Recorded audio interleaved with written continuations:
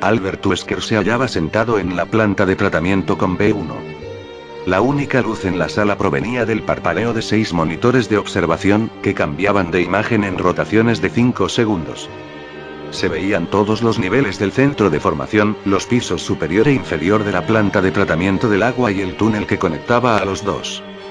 Contempló las silenciosas pantallas en blanco y negro sin verlas realmente. La mayor parte de su atención estaba centrada en la transmisión que estaba recibiendo de los del comando de limpieza. Un grupo de 3 hombres. Bueno, 2 y el piloto estaba de camino en helicóptero, en silencio la mayor parte del tiempo. Eran profesionales y no perdían el tiempo con bromas de machos o chistes de jovencitos, lo que significaba que Wesker estaba oyendo un montón de estática. Ningún problema. El ruido blanco combinaba bien con los rostros inexpresivos de mirada fija que veía en los monitores, los cuerpos destrozados tirados por los rincones, los hombres que habían sido infectados vagando sin rumbo por los corredores vacíos. Como en la mansión y los laboratorios Arclay, a unos cuantos kilómetros de allí, los campos privados de entrenamiento de White Umbrella y los centros conectados a ellos habían sido atacados por el virus. Tiempo de llegada estimado, 30 minutos, cambio, dijo el piloto, y su voz resonó en la sala tenuemente iluminada. Recibido, contestó Wesker, inclinándose sobre el micro. De nuevo silencio. No hacía falta hablar sobre lo que ocurriría cuando llegaran al tren, y, aunque era un canal seguro, era mejor no decir más de lo estrictamente necesario. Umbrella se había cimentado en el secreto, una característica del gigante farmacéutico que, en los niveles superiores de gestión, todos seguían respetando. Incluso de los negocios legítimos de la compañía, cuanto menos se hablase, mejor. Todo se está viniendo abajo, pensó Wesker sin preocuparse, mientras observaba las pantallas. La mansión Spencer y los laboratorios que la rodeaban habían caído a mediados de mayo. White Umbrella lo tomó como un accidente, y se sellaron los laboratorios hasta que los investigadores y el personal infectado pasaran a ser inefectivos. Después de todo, siempre ocurren errores. Pero la pesadilla del centro de formación, que aún se estaba representando ante él, había sucedido a continuación, menos de un mes después, y hacía solo unas cuantas horas, el maquinista del tren privado de Umbrella, el expreso eclíptico, había apretado el botón de alarma de peligro biológico. Así que no sirvió de nada encerrarlo, el virus se filtró y se esparció. Es así de simple, ¿no? En el comedor del centro de formación había un puñado de reclutas infectados. Uno de ellos caminaba en círculos irregulares alrededor de lo que había sido una bonita mesa. Le goteaba algún fluido viscoso de una fea herida en la cabeza mientras avanzaba a trompicones, sin conciencia de dónde estaba, ni del dolor, ni de nada. Wesker apretó varias teclas del panel de control que se hallaba bajo el monitor para impedir que la imagen cambiara. Se recostó en la silla y se dedicó a observar al caminante condenado a dar vueltas alrededor de la mesa. Podría haber sido sabotaje, dijo en voz baja. No podía estar seguro. De ser así, estaba preparado para parecer natural. Un vertido en el laboratorio de Arclay, un aislamiento incompleto. Unas cuantas semanas después, un par de excursionistas desaparecidos, posiblemente obra de 1 o 2 sujetos experimentales escapados. Y unas semanas más tarde, infección en el segundo centro de White Umbrella. Era muy improbable que uno de los portadores del virus hubiera ido a parar por casualidad a uno de los otros laboratorios de Raccoon, pero era posible. Excepto que en ese momento tenía que pensar también en el tren. Y eso no parecía un accidente. Daba la sensación de estar planeado. Mierda, podría haberlo hecho yo mismo, si se me hubiera ocurrido. Desde hacía algún tiempo había estado buscando la forma de salir de todo esto, cansado de trabajar para una gente que eran claramente inferiores a él, y plenamente consciente de que pasar demasiado tiempo en la nómina de White Umbrella no era muy aconsejable para la salud. Y ahora pretendían que condujera a los Stars a la mansión y a los laboratorios de Arclay para descubrir qué tal lo hacían las mascotas guerreras de Umbrella contra soldados armados. ¿Y les preocupaba que él pudiera morir en la misión? En absoluto, siempre y cuando registrara los datos primero, de eso estaba seguro. Investigadores, médicos, técnicos, cualquiera que trabajara para White Umbrella durante más de una década o dos tenía la costumbre de acabar desapareciendo o muriendo. George Trevor y su familia, el Dr. Marcus, Tess, el Dr. Darius, Alexander Ashford. Y esos eran solo los nombres de los más importantes. Solo Dios sabía cuánta gente menos importante había acabado enterrada en alguna parte, o se había transformado en el sujeto experimental A, B o C. La sombra de una sonrisa se le formó en la comisura de la boca. Pensándolo bien, él sí que tenía una buena idea de cuántos. Trabajaba para White Umbrella desde finales de los años 70, y la mayor parte de ese tiempo había estado destinado al área de Raccoon. Y había visto a los metasanos utilizar a un buen número de sujetos experimentales, muchos de los cuales él mismo había ayudado a conseguir. Tendría que haber dejado Umbrella hacía ya tiempo, y si lograba conseguir los datos que querían los peces gordos, quizá hasta podría lanzarse a una pequeña escaramuza de buen regateo, un regalo de despedida para financiar su jubilación.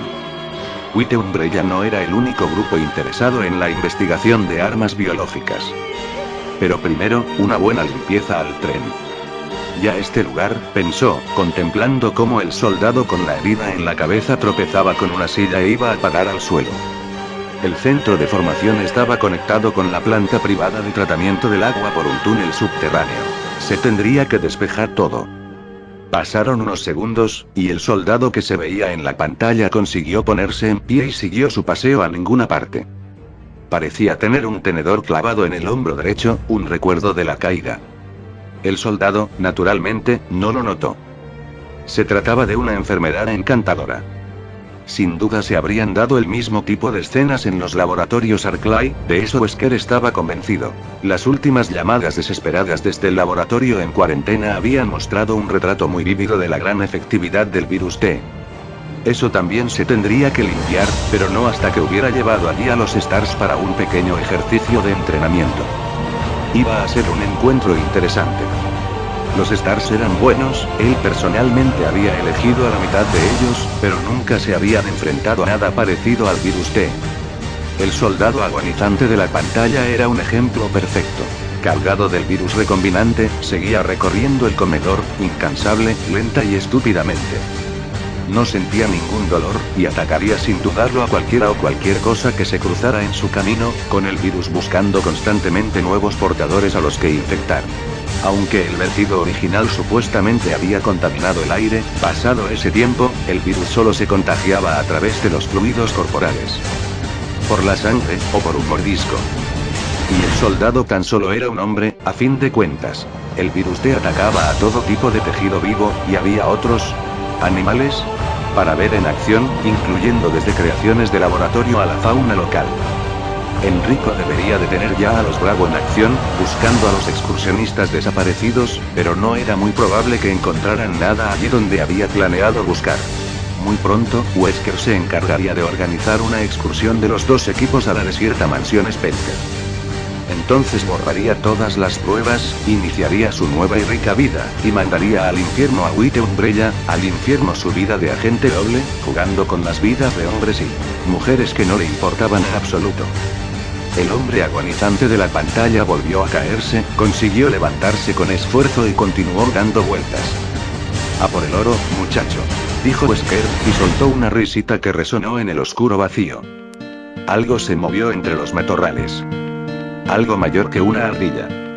Rebecca se volvió hacia el sonido mientras dirigía el haz de la linterna y su 9 milímetros hacia el matojo.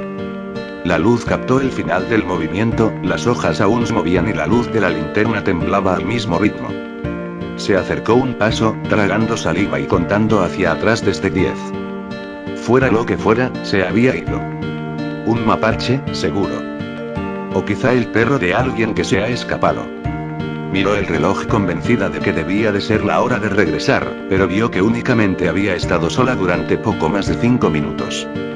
No había visto u oído nada desde que se alejó del helicóptero. Era como si todos los demás hubieran desaparecido de la faz de la Tierra.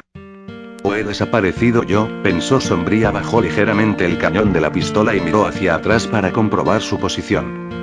Había estado dirigiéndose más o menos hacia el suroeste del lugar donde habían aterrizado. Seguiría adelante durante unos minutos y luego... Rebecca parpadeó sorprendida al ver una pared de metal bajo la luz de la linterna, a menos de 10 metros. Recorrió la superficie con el haz y vio ventanas, una puerta, un tren, murmuró, frunciendo el entrecejo.